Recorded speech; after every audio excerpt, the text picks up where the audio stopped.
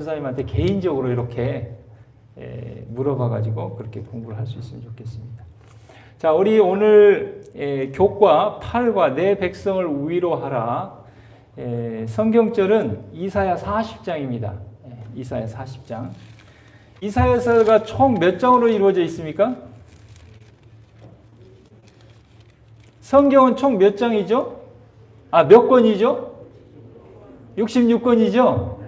이사야도 총 66장으로 되어 있습니다. 특별히 이제 구약이 몇 권이에요? 39권, 신약이 27권. 그런데 이사야도 1장부터 39장까지, 그 다음에 40장부터 66장까지 이렇게 나뉘어집니다. 이렇게 큰 대지로. 그래서 이사야 1장부터 39장이 이렇게 사단이 하나님의 대적이 이렇게 승리하는 장면이 좀 많이 나온다고 하면, 이제 이사야 40장부터는 하나님께서 승리하는 장면이 많이 나옵니다. 그래서 그 시작점이 오늘 공부하는 이사야 40장입니다. 이사야라는 뜻은 무슨 뜻입니까? 구원이라는 뜻을 가지고 있습니다. 여호와는 구원자다. 여호와께서 구원하신다. 이런 뜻을 가지고 있습니다. 구원이라는 것은 우리가 정말 하늘에 들어가서 영원히 사는 구원을 1차적으로 이야기하지만 2차적으로는 우리가 살고 있는 현세에서 우리의 문제를 해결해 주실 분은 여호와 하나님이라는 걸 고백하는 것입니다. 그래서 이스라엘 백성들이 애굽에서 출애굽했던 것처럼 이스라엘 백성들이 바벨론 포로로부터 귀환한 그런 동일한 역사가 구원을 표상하고 오늘날 우리에게도 질병으로부터 자유케 되는 것, 재정적인 압박으로부터 이겨내는 것, 여러 가지 이런 것들을 이야기합니다. 우리 이사야 40장 1절, 2절 말씀을 한번 제가 읽어보겠습니다. 너희 하나님이 가라사대 내 백성을 위로하라. 너희는 정다이 그것에게 외쳐 구하라. 그 복역의 때가 끝났고 그 죄악의 사함을 입었느니라. 그 모든 죄를 인하여 여호와의 손에서 배나 받았었느니라 할지니라. 복역이 끝났다. 애굽의 종살이가 끝났다. 바벨론의 포로 생활이 끝났다.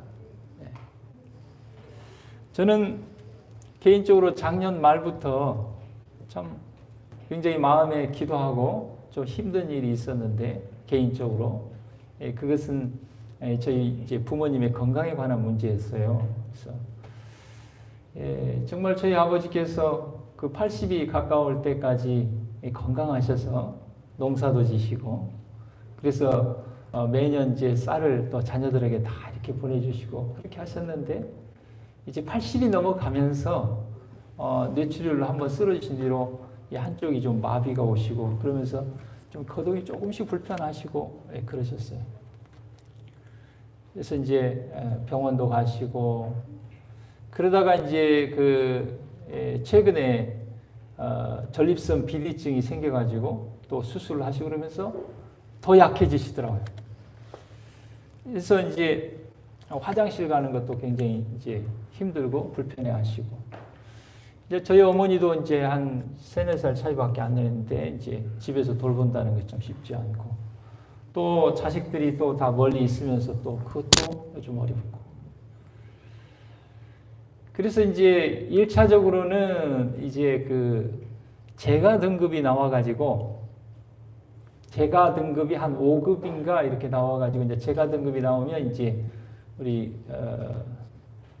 이명수 집사님이랑 잘 아시겠지만 집에서 이제 좀 요양보호사 방문해서 케어를 받든지, 아니면 이제 주간보호센터 가서 이제 9시부터 5시 또 이제 케어를 받을 수 있는 그런 상황인데, 그래서 이제 하루 종일 이제 어머니가 힘들어하시기 때문에 주간보호센터를 좀 한 달 이렇게 다녔어요. 그런데 이제 마치고 돌아와서 또 이제 케어하는데 어머니가 문제가 되고, 그래서 이제 요양원을 생각하지 않을 수 없는 그런 가운데 놓였습니다. 또 그러면서 또 그 위에 있는 형제 간에 그런 것들이 또 좀 문제가 생기고 참 마음도 아프고 참 울기도 하고 기도도 많이 하고. 그래서 일단 이제 아버지 문제를 해결을 해야 되는데 일단은 이제 1차로 뭐가 나와야 되냐면 이제 시설 요양 등급이 나와야 이제 갈 수 있어요. 시설을. 그러니까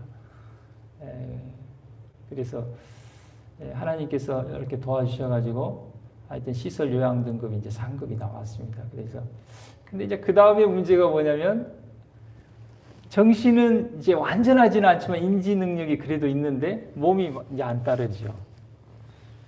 그러니까 이제 그 길을 가셔야 된다는 말을 해야 되는데 말을 할 수 없는 것입니다. 참 어떻게 말을 해야 될지 참 고민도 되고 잠도 안 오고. 그래서 여러분들에게 이제 조언도 구하고 해서 하여튼 좀 회복될 때까지 좀 좋은 데 가서 있으셔야 됩니다. 그렇게 하고서 이렇게 모시고 가서 이제 지금 한 며칠 됐는데 참 어찌됐건 아직도 뭐 완전히 문제가 해결된 것은 아니지만 우리의 어려움이 있을 때 그 어려움을 해결해 줄 수 있는 하나님께 우리의 문제를 가지고 갈 수 있다는 것이 우리에게 큰 축복이라고 생각이 들고 여기 이사야 40장에서 하나님께서 우리를 위로하신다고 그랬어요. 근데 하나님의 위로는 인간적인 위로를 넘어서서 말씀을 통하여 우리를 위로해 주신다는 것입니다. 여기 이사야 40장 6절부터 8절에 보면 모든 육체는 풀이다 그랬어요. 그리고 그 풀은 마르고 꽃은 시든다고 그랬어요.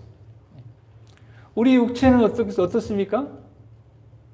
아무리 건강하던 사람도 나이가 들고 하면 약해지고 결국은 우리가 죽음이라는 종착점을 향하여 간다는 것이죠.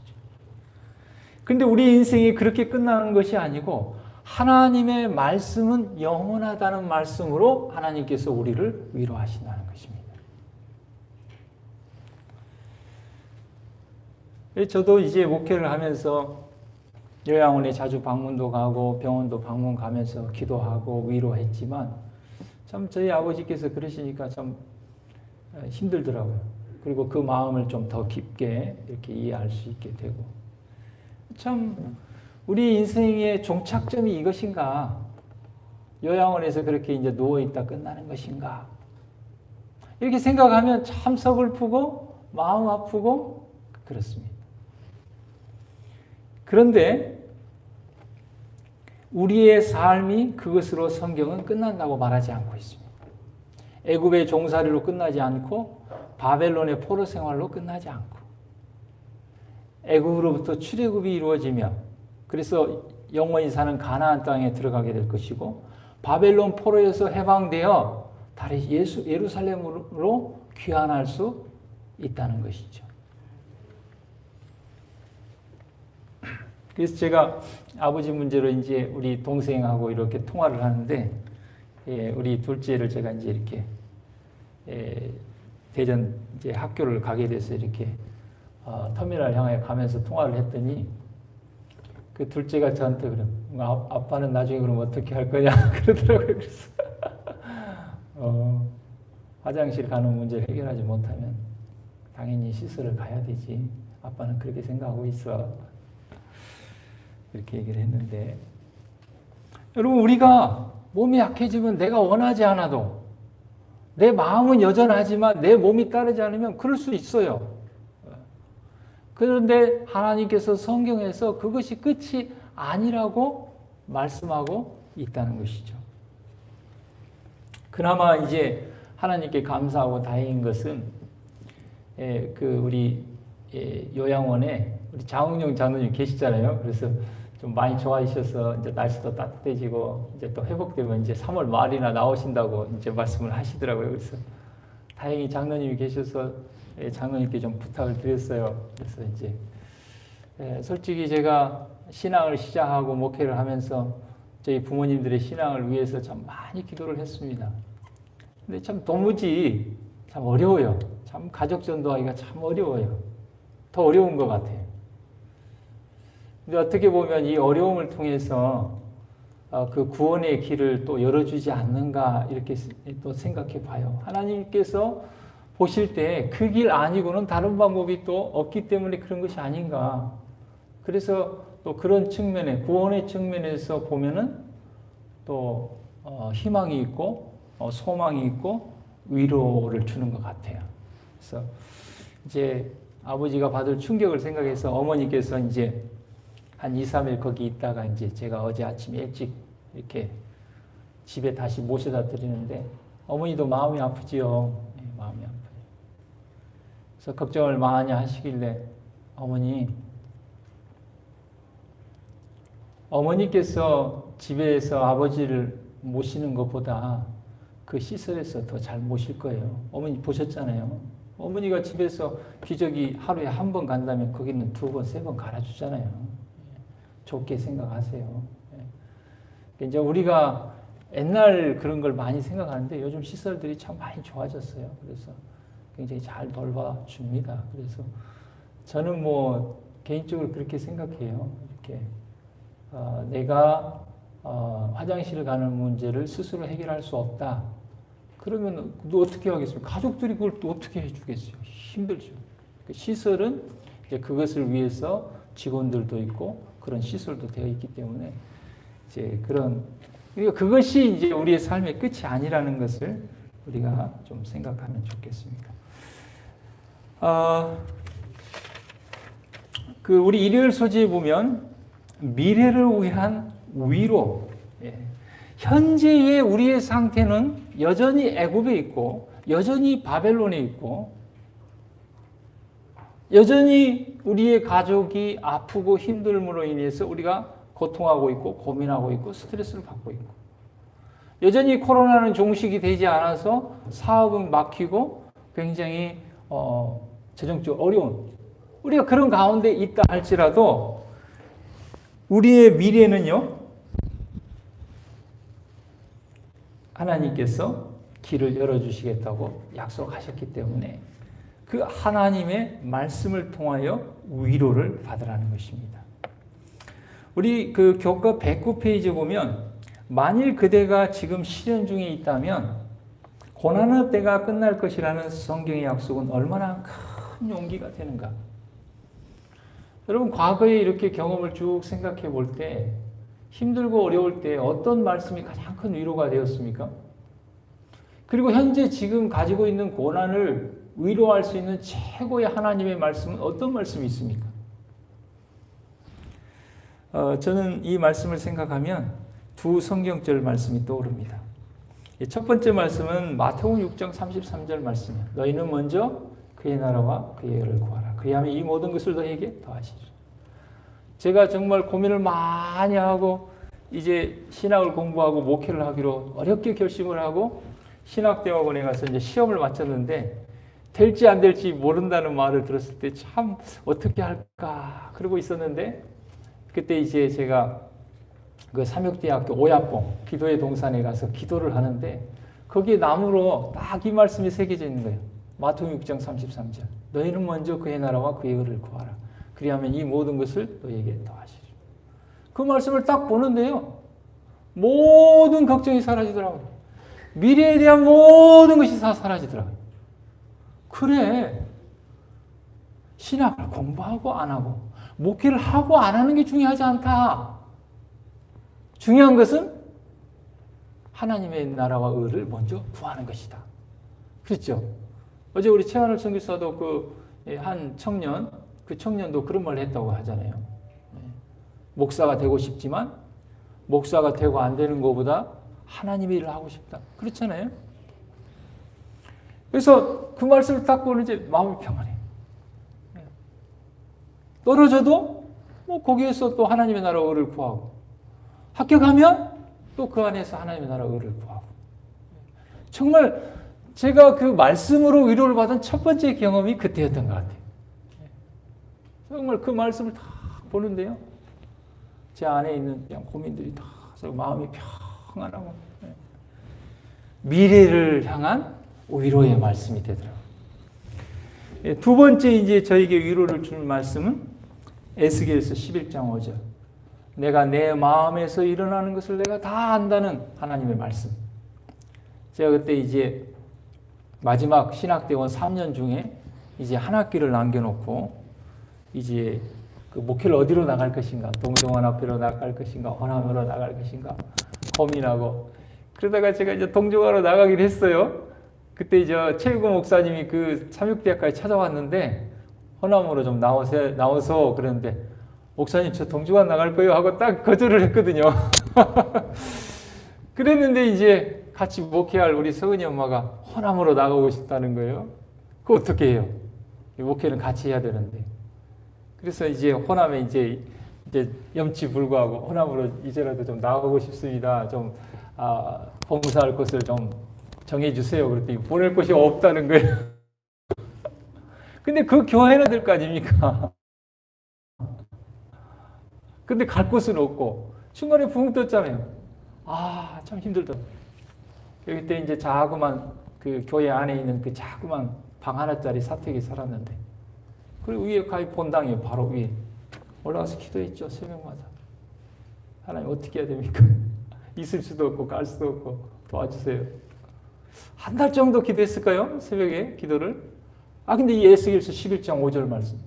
내가 내 마음에서 일어나는 것을 내가 다 안다. 하나님이 다 알고 있다는데요. 내 사정을. 참, 그때 그 말씀이 얼마나 내 마음에 위로가 되고 평안이 되는지. 그러고 한 주인가 2주 지났을까요? 지금 이번에 은퇴하신 이학봉 목사님이 하필 청소년 부장으로 계셨는데, 광주 중앙교회 전도사 자리가 났는데 그리대로. 그래서 제가 그때 광주 중앙교회 교육전도사 한 학기 남겨놓고 교육전도사로 와서 교육전도사 6개월, 그 다음에 또 봉사전도사 1년. 제가 시험은 잘 봐서 1, 2등 했는데, 다른 전도사님들은 학교 다니면서 1년, 2년씩 봉사했는데 저는 멀다고 봉사 안 했거든요. 그래서 바로 정식이 안 돼가지고 1년 했어요. 그리고 인턴 2년. 그래서 3년 반 제가 광주중앙교회 하고 갔는데, 다시는 이제 광주중앙교회는 못 오는가 보다 했는데 다시 또 제가 와서 3년차 하고 있는데, 아침에 제가 저 앞에 앉아 있으면서 그때를 생각하고 그때의 열정을 지금 내가 다시 불태워야 될 텐데 하면서 기도를 했습니다. 그래서 우리 최 전사님도 1년 반 있다 가는데, 저도 그때 3년 반 있다 가면서 그렇게 눈물을 많이 흘렸어요. 첫사랑이었죠. 그래서 마음은 참 그런 열정과 마음이 있어요. 근데 참 우리의 마음과 또 하나님의 계획과 생각과 뜻은 또 차이가 있는 것 같아요. 아무튼 여러 가지 코로나로 어려움이 많이 있지만 2021년 한 해 우리 성도님들 저를 위해서 많이 기도해 주시고, 우리가 협력해서 이 어려움 중에 정말 하나님의 뜻을 이루는 또 한 해가 되기를 간절히 바랍니다. 아무튼 현재 아마 우리 성도님들 각 개인마다 가정마다 당면한 어려움들이 다 다를 것입니다. 건강에 관한 것, 재정에 관한 것, 가족에 관한 것, 어떤 관계에 관한 문제, 또 믿음에 관한 문제, 신앙에 관한 문제, 또 가족 전도, 영혼에 관한 전도 많이 있을 것입니다. 여전히 우리가 애국에 머물러 있고 바벨론에 머물러 있다 할지라도 하나님의 말씀을 통하여 위로를 받고 미래에 대하여 소망을 갖게 되기를 간절히 바랍니다. 월요일 소주로 넘어가면은 우리에게 있어서 가장 필요한 것은요, 빵도 아니고 돈도 아니고 다른 것이 아니고 우리에게 가장 필요한 건 뭐냐면 하나님의 임재입니다. 하나님의 임재하심이 있으면요, 다른 건 다 해결되는 거예요. 하나님이 우리와 함께 하시면요, 우리가 지금 고민하는 문제들은 그냥 다 풀리는 거예요. 때만 되면. 요셉이 애굽으로 팔려갈 때, 종으로 팔려갈 때 그에게 희망이 있었던 건 뭐냐면요, 하나님이 그와 함께 했다는 거예요. 그가 오해를 받아서 감옥에 갇혔을 때요, 그에게 희망은 뭐였냐면 하나님이 그와 함께 했다는 거예요. 우리도 마찬가지입니다. 우리의 가장 큰 필요는 하나님의 임재입니다. 그리고 하나님의 말씀을 통한 위로와 구원입니다. 자, 그런데 우리 신앙하는 우리 모두가 다 소망하고 원하는 게 그거예요. 그런데 왜 하나님의 임재하심과 말씀을 통한 위로가 우리에게 일어나지 않는가? 이유가 뭔가? 하나님의 임재를 떠나게 하고 방해하는 것이 뭐냐는 것이죠. 우리 공부해 보셨죠? 뭐라고 말하고 있습니까? 우리 교과책에서? 하나님의 임재를 방해하는 것. 하나님의 임재가 우리를 떠나게 하는 이유는 뭐라고 그랬어요? 네?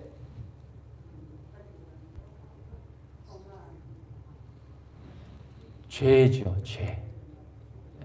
그러면 하나님의 임재하심을 맞이할 수 있는 우리의 방법은 뭐예요? 회개하는 것이죠. 그것을 이사야 40장에서는 뭐 평탄케 한다, 도로를 낸다, 예비한다, 골짜기를 돋은다, 뭐 산을 낮춘다. 그게 다 그것입니다. 하나님의 임재하심을 방해하는 것들을 다 이렇게 평탄케 하는 침례 요한의 기별, 회개하라. 천국이 가까웠다. 천국이 우리가 현세적 천국이 있고 영원한 천국이 있잖아요. 그 현세 천국은 뭡니까? 하나님의 임재예요. 그럼 하나님의 임재를 방해하는 건 죄예요.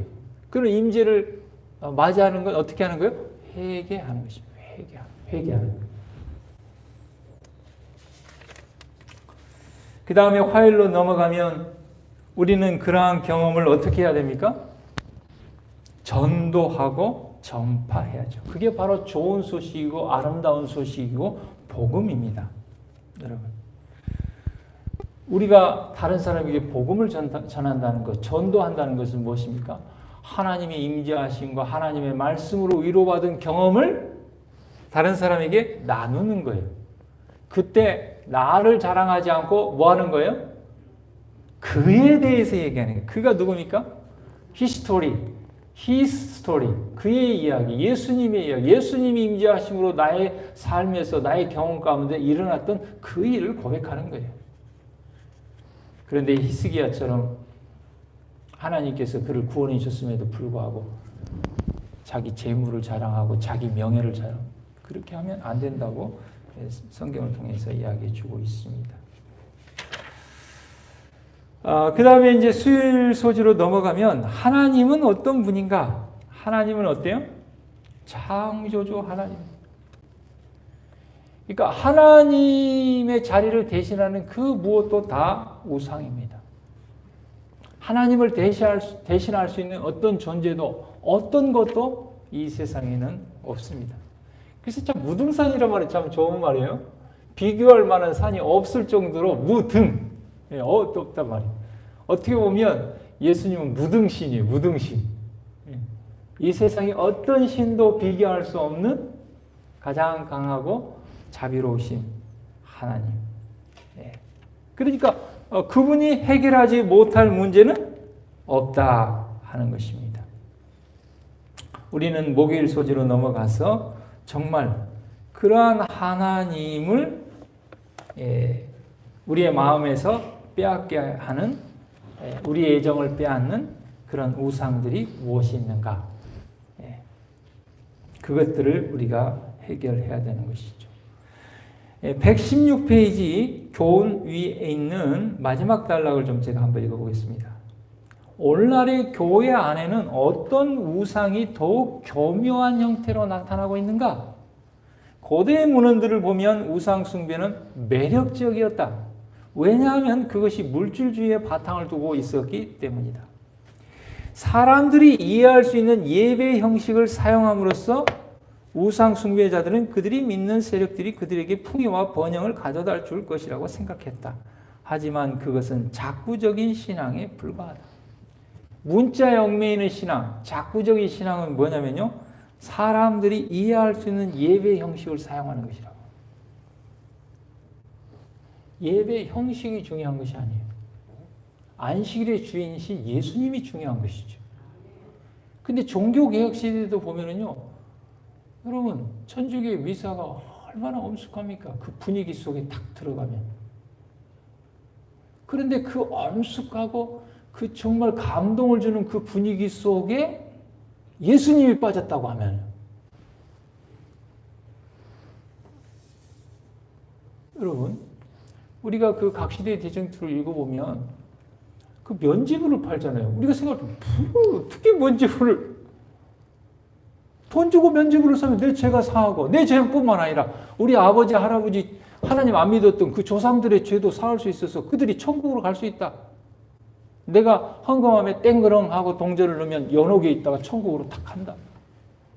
황당무계한 것 같은데 많은 사람들이 그 면죄부를 사고, 예? 그래가지고 그 돈을 모아가지고 뭐예요? 베드로 성당을 짓고.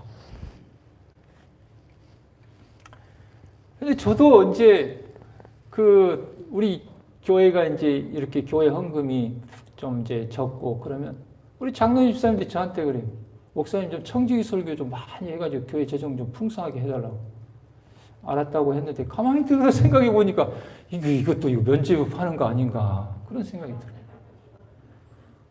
뭐 교회 운영을 헌신하는 것이 우리가 마음에 예수 그리스도가 오고 사랑이 들어와서 또 하나님께서 우리 하는 일에 재정에 축복을 주셔서 내가 우러나서 자원해서 즐거이 드리는 것이 헌금이지. 제가 뭐 그 팀들처럼 면죄부 팔듯이 막 헌금 많이 하면 축복받는다. 그래가지고 교회 헌금을 많이 늘리고 그것이 맞는 것인가?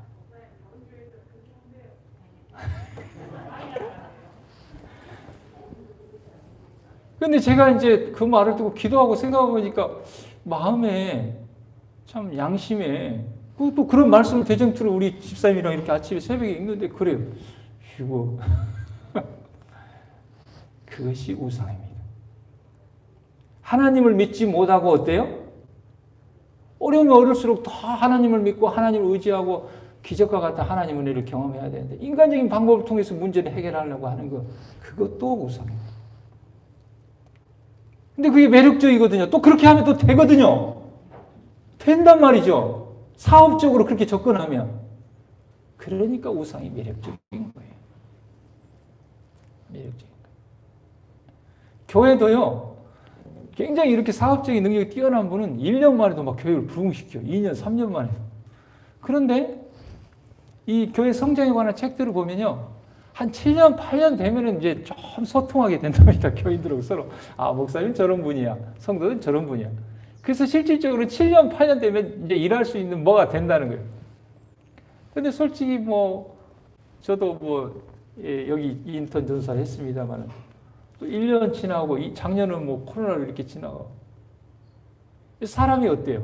아직도 서로를 이해하고, 좀 잘못해도, 아, 목사님이 뭔가 이유가 있을 거야. 이해하고. 장로님이 뭐 좀 안 좋은 일이 있어서 그런가 보다 하고. 이렇게 전혀 오해하지 않고 소통하고 한 마음이 돼야 교회가 되는 거거든요. 근데 서로 시기질도 하고 막 오해하고 뭔 이유가 있을 거야. 안 되는 거죠.